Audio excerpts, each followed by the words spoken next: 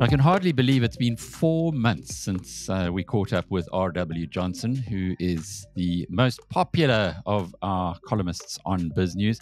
So it's long overdue. We've got lots to talk about, but not least the entry of Jacob Zuma into South African politics and some reflection on what actually happened this week. Quite an interesting week in the political scene, but mainly we're focusing here on Mr. Johnson's recent columns, which were largely focused around the Middle East.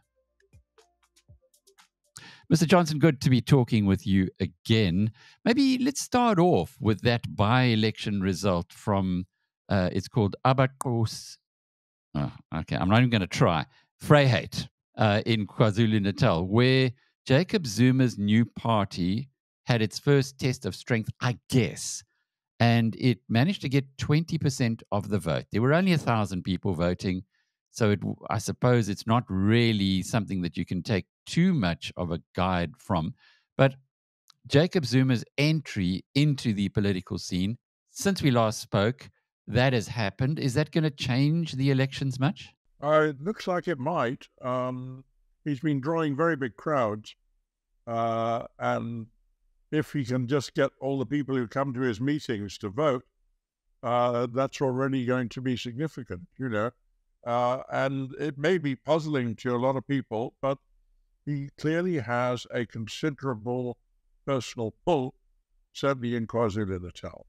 And, you know, he is activating that. Interestingly, his party doesn't say it stands for anything. I mean, it's just a vehicle for Jacob Zuma. But that seems to be enough at the moment. So can he end up in Parliament again? Is that a possibility? No, he would never do that. He's on a presidential pension, and if he ended up in Parliament, he would forfeit that and end up with an MP's pension, which would be a great deal less. So I'm sure that that isn't part of his plan. And anyway, what on earth does a man of 82 want to do as starting a parliamentary career again? I mean, no, obviously not. But I think that, you know, the truth of the matter is that both he and I think Thabo Mbeki have sized up the situation and decided that the ANC is on the verge of collapsing and that this is a good moment to put the boot in. And I think that, you know, he can certainly increase his general leverage politically by doing what he's doing. It looks like he's going to have some significant effect in KZN, which is a key electoral battleground, and that you never know, the ANC may have to come and onto him on bended knee afterward, which I'm sure he would enjoy. Would this have any impact whatsoever on the EFF, which does appear to be growing its support base? Well, certainly from anecdotally anyway. The EFF, well, notice that in that Vryheid by-election, they did very, very badly. Now, of course, they do badly in rural KZN anyway, but I think they will get squeezed in KZN by the combination of ANC plus MK plus IFP. And that will be quite a blow because initially, Malema didn't even bother to campaign in KZN, but when he'd started to, he was amazed and very pleased to find that he had a significant following. And since then, he's, after all, it's a very large bank of votes. It's the second most populous province. And he's been making a big effort there. And as you know, they're going to launch their manifesto there and have a huge meeting there. And he's making KZN that important. So I think that, you know, he will be very wary of what is going on because MK could certainly take a lot of votes away from him.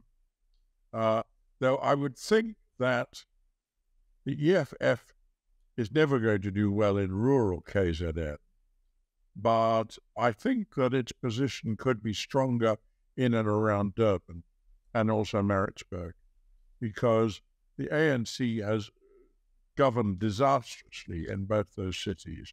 and people are very, very fed up with it and are looking for alternatives. And the EFF tends to thrive in that situation. So I wouldn't be surprised if they did reasonably well in those two cases. Your most recent column related to this miraculous financial turnaround of the ANC.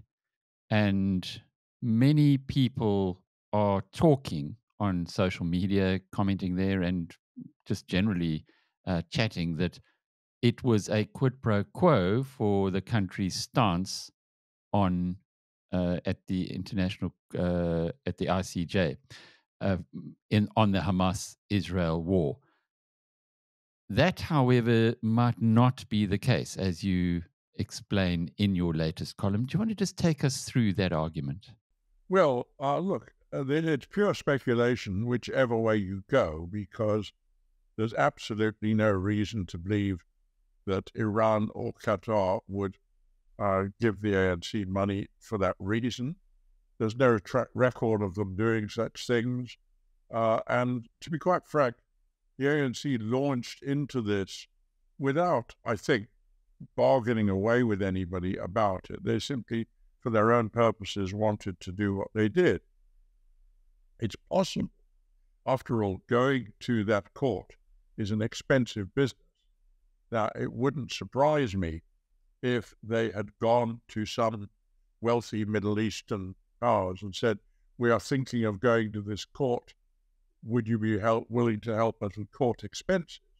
That would seem to me a very likely thing to have happened. But actually, the large sort of sums that we're talking about, I suspect it's more likely that they came from Russia than that they came from anywhere else. We know that there's a strong Russian interest. We know that because of the Victor Vekselberg, basically, the oligarch who is involved with United Manganese of Kalahari, along with Chancellor House, has a track record of giving them money already. And we know that the Kremlin is very keen for the ANC to retain power. They've made that perfectly plain. So all of those things add up. Whereas, to be quite frank, I don't think that the ANC retaining power is a major objective for either Iran or any other Middle Eastern country. They may have been pleased to see their case. That's all. It's interesting as well that the foreign minister, the South African foreign minister, has converted to Islam, or is that just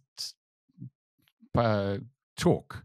Is that the reality, that Naledi Pandor is supposedly herself a Muslim, and as a consequence, she has very strong views, which the country is now officially sharing? Well, I believe that her conversion to Islam was to do with her marriage, and that her husband's a Muslim and that she converted. Look, that I've known of many cases in Durban and in and around Durban where Muslims and Hindus married, and usually what happens is that the Muslim says, look, we've got to have a single religion in the house, and it ends up being Islam usually. So I'm not too surprised by that. But I think that, look, it's been the case almost since '94 that the Muslim influence at our Ministry of Foreign Affairs has been very, very strong. We had, under Mbeki and Mandela, we had Aziz Bahat basically running things. And he appointed a series of other Muslims to key positions within that ministry. So the Muslim influence has been quite consistent there for 20, 30 years, actually, if you have a look at it. But I'm sure that she has all the zeal of the convert, and that seems to have helped her along the way.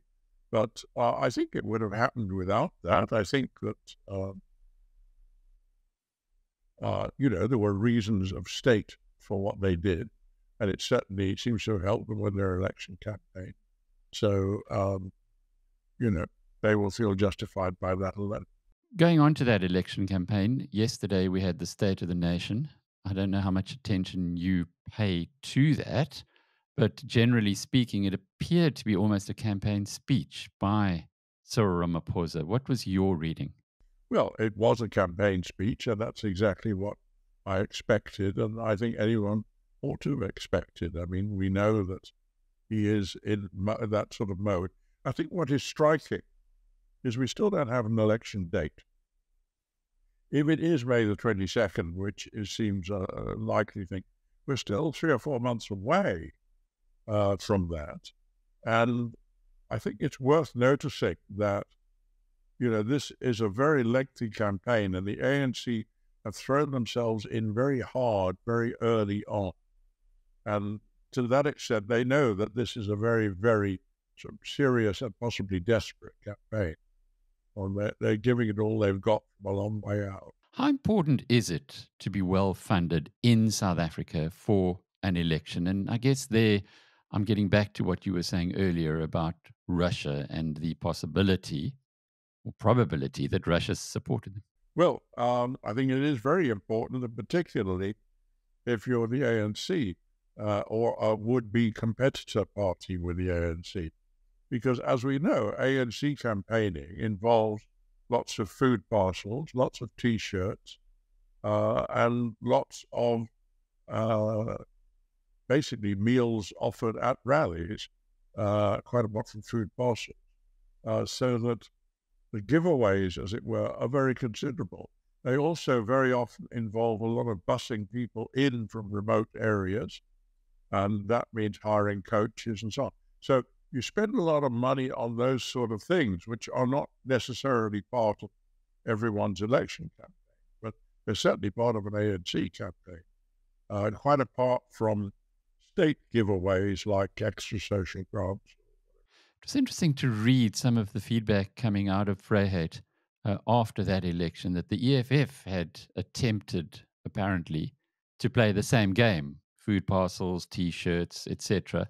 But it only ended up with 13 votes. So the criticism or the commentary was people are getting smarter. They're taking the food parcels, but voting for who they want to anyway. Might we be maturing to that degree yet? Well, I think, that this has been the philosophy within the ANC and thus the EFF for a very long time. That they've always said to their activists that if people are offering you bribes of any sort, do take them. But of course, don't do what they ask, because there's no way of checking. And that has always been you're encouraged to behave that way. But look, I don't think we should read too much into the EFF not doing well in Vryheid. It's never been an area where they were strong, and I wouldn't expect it. I think we have to wait to get more urban results from KZN to see what's really going on. For some time now, you've been of the opinion that after the election, the most likely result will be an ANC-EFF coalition running the country. Given the developments in the last few months, are you still thinking that that's the most likely outcome? Well, it's not, of course, the outcome which the ANC would prefer. I'm sure they would prefer it if they could get 45, 46% and then do a deal with the ACDP and, other small parties. Or equally favored by that would be a deal with the IFP, probably their most suitable of all. And after all, they did have an effective coalition with the IFP for years at national level before. So I think that either of those would be preferable to a deal with the EFF, who would be much more difficult and demanding, and who are a serious competitor. The IFP are a competitor at KZN, but nowhere else, whereas the EFF are now a competitor across the board and have been eating into the ANC vote, which is serious and alarming to the ANC. And that always possible merger or coalition with the DA, do you put much credence on that as a possibility? I think it's the last preference. I think they would, if faced with a choice between the EFF and the DA, I'm sure they would choose the EFF. Mr. Johnson, just generally speaking, how long will it take or how long does it take when you look back in history and in democracies all over the world for the population to stop treating political parties like a football team that you support through thick and thin and to actually start treating them as or rewarding them for good governance and punishing them for bad? Well, you're quite right that this is actually a subject I'm going to be talking to the BizNews conference about, the so-called secularization of politics, because it is inevitable that over time this does happen, and that in the famous saying by the American political scientist Harold Lasswell was that what politics is really all about is who gets what, when, and how, i.e. politics is a distributive struggle, and that that's what normal politics is. Well, as we know, we haven't had that sort of politics in this country for quite a long time. Politics has been about lots of other things besides that. And but over time, those sort of concerns do tend to become preeminent. That is true. But I think that it takes a long time, and it's not equally spread. One of the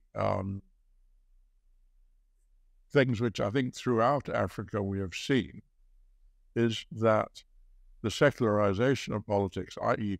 with politics becoming more about who gets what, when, and how, that certainly happens faster in urban environments than in the countryside, with the result that African nationalist parties tend to lose first in towns and cities and to retreat to rural areas, which is what's happening to the ANC as well. And that's part of this whole process. But so it happens gradually over a length of time. I think it's happening faster in this case than it did with the Nats, who also, you see, were a party with a sacred cause for a long time. They, as we know, they lasted 46 years. The ANC is meeting these forces after 30 years, basically because they have been such a disastrous flop. And even their own voters can see that and feel that. They're very upset about it. And I think this has accelerated that process quite noticeably, so that all these questions are beginning to become very relevant here right now. For those who are looking for a more functional democracy in South Africa, have you got any hope in 2024, or is it going to be quite some time before we see that happening? Well, no, I think, as I say, it's happening unevenly. The opposition is clearly aiming for the three big metros, i.e. Gauteng, KZN, and Western Cape. Those are the three most urbanized provinces. If the opposition can win over half in those provinces, which seems quite possible, or at least maybe not in KZN, but they may still be the biggest element there, then I think that, that has all sorts of implications for the future, starting with the fact, of course, that if the ANC loses control of those provinces, they not only lose an immense amount of patronage, which is critical to their whole raison d'etre, but they also lose the ability to change the constitution, because those provinces would be enough to block any constitutional change. And of course, if the ANC were to lose all three of those provinces, it would create a very strong sense of, as it were, negative momentum. That the whole country would say, well, the ANC is on the slide. They've already lost these critical areas. We expect the slide to continue. And I think that would probably be right. So that, I think that You don't have to imagine it happening in Limpopo or Mpumalanga, wherever. But if it happens in those three big metro centers, that will be enough to change the game quite a lot. R.W. Johnson giving hope where perhaps many are focusing on the wrong areas, and interesting to put it into such clarity. He is a political analyst, an author, political scientist, historian, and the most popular columnist on BizNews.com. And I'm Alec Hogg from BizNews.com.